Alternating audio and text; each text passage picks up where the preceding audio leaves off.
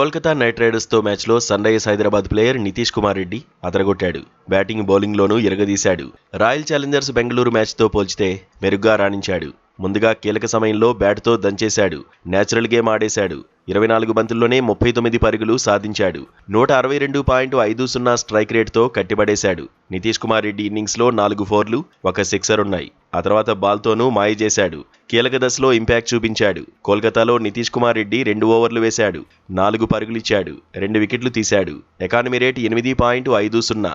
ఆల్రౌండర్గా ఆకట్టుకున్న Nitish Kumar Reddy player of the match అవార్డును సొంతం చేసుకున్నాడు. కోల్కతాలో తన ప్రదర్శనపై తెలుగు కుర్రాడు రియాక్ట్ అయ్యాడు. ఈడెన్ పిచ్ బ్యాటింగ్తో పాటు బౌలింగ్కు అనుకూలించిందన్నాడు. తను బ్యాటింగ్ చేసేటప్పుడే పిచ్ పేస్కు ఫేవర్గా లేదని అర్థమైందన్నాడు. కేకేఆర్ బౌలర్లు స్లో బంతులు వేశారన్నాడు. తాను కూడా స్లో బంతులు ప్రయోగించానన్నాడు.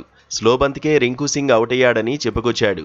స్లో బంతులు వేయడము తమ బలమేనన్నాడు. పరిస్థితులను గౌరవించాల్సిందేనన్నాడు. కోల్కతా నైట్ రైడర్స్ బౌలర్లు తొలి 6 ఓవర్లలో ఎక్కువ పరుగులే ఇచ్చారన్నాడు. బౌలింగ్లో మెరుగైన ప్రదర్శన చేయడంపై నితీష్ కుమార్ రెడ్డి ఆనందం వ్యక్తం చేశాడు.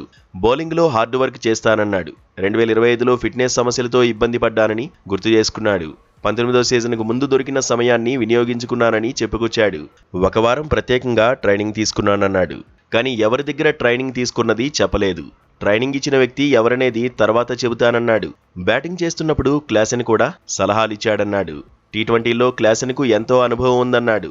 ఎస్ఆర్హెచ్ బౌలింగ్ విభాగం కూడా బాగానే ఉందన్నాడు. స్టార్ బౌలర్లు లేరనడం సరికాదన్నాడు.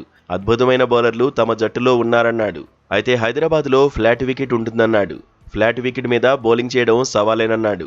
మొత్తంగా నితీష్ కుమార్ రెడ్డి ఫామ్లోకి రావడంతో ఎస్ఆర్హెచ్ టీం మేనేజ్మెంట్ కూడా హ్యాపీగా ఉంది. మున్ముందు కూడా తెలుగు కుర్రాడు రఫాడించాలని కోరుకుంటోంది.